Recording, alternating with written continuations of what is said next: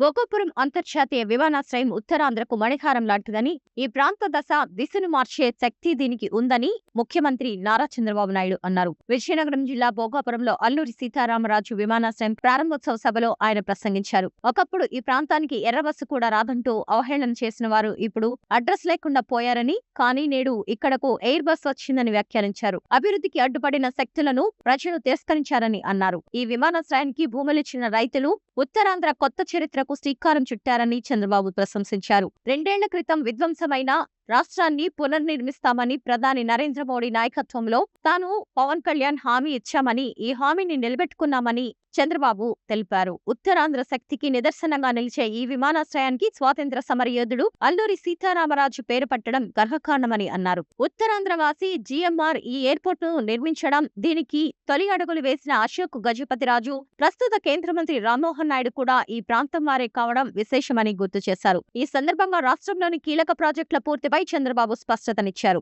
2027 నాటికి పోలవరం ప్రాజెక్టు పూర్తి చేసి ప్రధాని చేతుల మీదుగా జాతికి అంకితం చేస్తామని, 2028 నాటికి రాజధాని అమరావతి తొలిదశ పనులను పూర్తి చేసి ప్రారంభిస్తామని ప్రకటించారు. విశాఖ ఉక్కు సెంటిమెంటును కాపాడింది రైల్వే జోన్, పోలవరం అమరావతికి నిధులు ఇచ్చింది ప్రధాని నరేంద్ర మోడీనే అని కొనియాడారు. శంషాబాద్ ఎయిర్పోర్ట్ తో తెలంగాణ దశ మారినట్లే భోగాపురం ఎయిర్పోర్ట్ తో ఉత్తరాంధ్ర అభివృద్ధి పదంలో దూసుకుపోతుందని ధీమా వ్యక్తం చేశారు. రానున్న 2 ఏళ్లలో ప్రధాని సహకారంతో ఉత్తరాంధ్రలో 6,13,000 కోట్ల పెట్టుబడితో 189 ప్రాజెక్టులు తీసుకొస్తామని, తద్వారా 5,57,000 మందికి ఉద్యోగాలు కల్పిస్తామని చంద్రబాబు హామీ ఇచ్చారు. 2,784 కోట్లతో 8 ప్రధాన సాగునీటి ప్రాజెక్టులను 3 ఏళ్లలో పూర్తి చేస్తామని, 65 ఏళ్లుగా పెండింగ్ లో ఉన్న నేరడి బ్యారేజ్ కి సైతం అనుమతులు వచ్చాయని తెలిపారు. విశాఖ నుంచి భోగాపురం వరకు బీచ్ కారిడార్ నిర్మించి టూరిజం, ఫార్మా రంగాలను అభివృద్ధి చేసి ఉత్తరాంధ్ర స్వరూపాన్ని మారుస్తానన్నారు. త్వరలోనే ఇతర ప్రాంతాల నుంచి ఉత్తరాంధ్రకు వలస వచ్చే